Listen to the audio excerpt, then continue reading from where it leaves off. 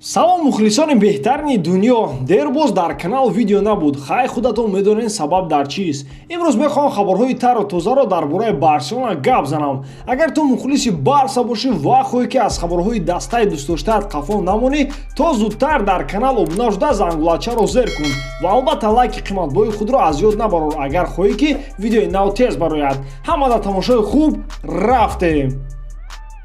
Сомонаи марка якчанд вариантҳои Барселонаро дар трансфери тобистона баррасӣ кард. Харидани НЕЙМАР барои Барса нақши асосӣ боқӣ мемонад. Хосе Бартомеу мехоҳад ба ғайр аз НЕЙМАР боз як бозингари дигар дар хатти ҳамла бихарад. Президенти дастаи Каталонӣ мехоҳад ин таҷдиди сохторро то соли 2021 ба анҷом расонад, вақте ки муҳлати президентии ӯ ба охир мерасад. Хабар медиҳад бино масъалаи асосӣ маблағ хоҳад буд. ESPN қайд мекунад ки нархи НЕЙМАР 150 миллион евроро дар бар мегирад. Дар ин маврид дигар сомонаҳо менависанд ки 180 миллион евро. Илова ба арзиши трансфер НЕЙМАР низ маоши калон талаб мекунад. Ӯ мехоҳад ки дар як сол тахминан 70 миллион евро дар даста кор кунад, ки ин чиз барои даста зарар мерасонад, аз сабабе ки Барса бе ин ҳам дорои буҷаи музди маоши калон дорад. Барселона ба таври дақиқ ба ҳамлагар Лаутаро МАРТИНЕЗ ниёз дорад, ки он дуюмин ҳадафи асосии даста мебошад. Аммо дар сурати гузариши НЕЙМАР пардохти 110 миллион евро аз эҳтимол дур аст. Варианти дигар оқилона метавонад Тимо Вернер бошад. ҳамлагари олмонӣ мавсими хуб дар РБ Лейпциг гузаронд ва хело арзонтар аст, 60 миллион евро. Барселона на танҳо ҳамлагарро меҷӯяд, балки ба онҳо ҳимоятгари нави марказӣ лозим аст. Ин барои дастаи Каталонӣ низ муҳим мебошад.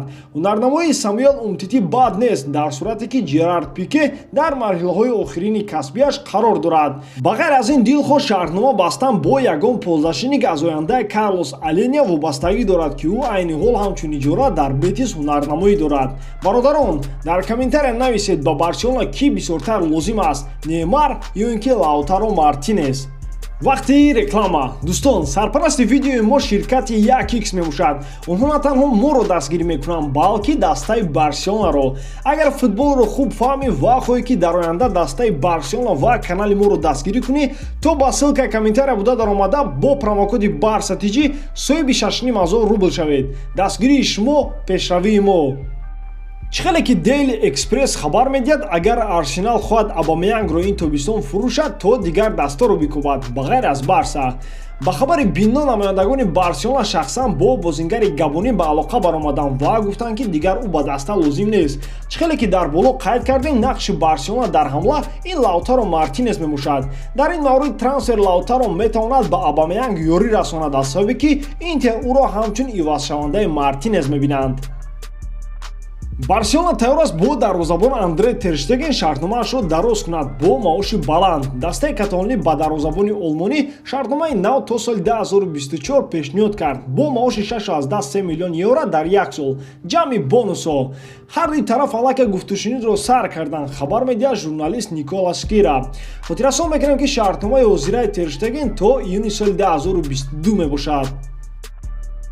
УЕФА дар ҷаласаи 17 март масъалаҳои ташкилии чемпионатро бо намояндагони Федератсияи Аврупо муҳокима хоҳад кард. Дар байни дигар масъалаҳо дар ҷаласа меъёрҳои умумии интихоби чемпионҳои лигаҳои миллӣ, дастҳое ки дар мусобиқаҳои аврупоӣ дар мавсими оянда ҷой мегиранд ва инчунин клубҳое ки аз дивизиони худ мепаранд муайян карда мешаванд.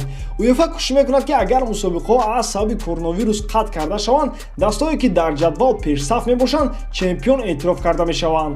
тибқи ҳамин принсип муайян кардани дастҳо барои иштирок дар Лигаи Чемпионҳо ва Лигаи Аврупо ба нақша гирифта шудааст. дар айни замон имконпазир аст ки Евро 2020-ро ба соли 2021 намегзаронанд, зеро он вақт барои пур кардани чемпионати миллӣ вақт озод хоҳад буд. ин хел ҳолат дар футболи Аврупо вақте қаҳрамон дар мобайни сезон номида мешавад танҳо як бор буд. соли 1999 УЕФА Партизанро қаҳрамони Югославия эътироф кард, ки дар он вақт даста дар ҷадвали холҳо дар якум ҷо қарор дошт ва аз сабаби ҷанги дохили кишвар чемпионатро маҳкам карданд. дӯстон, як савол ба шумо: агар ҳамин хел қарор бароранд ки аз сабаби коронавирус ҳамаи чемпионатҳоро маҳкам мекунанд ва дастҳое ки дар ҷадвали холҳо дар ҷои аввал меистанд қаҳрамон дониста шаванд, шумо ба ин чиз розӣ мешавед? майлаш, дар Премер Лигаи Англия аллакай маълум аст ки қаҳрамон кӣ мешавад, аммо дар Италия, дар Испания, дар Германия байни ҷои якум ва дуюм ҳамагӣ 1-2-3 хол фарқият доранд ва ман фикр мекунам ки адолатона нест, нигоҳ карда ба оне ки ман мухлиси Барселона мебошам. шумо бошад дар боло овоз диҳед.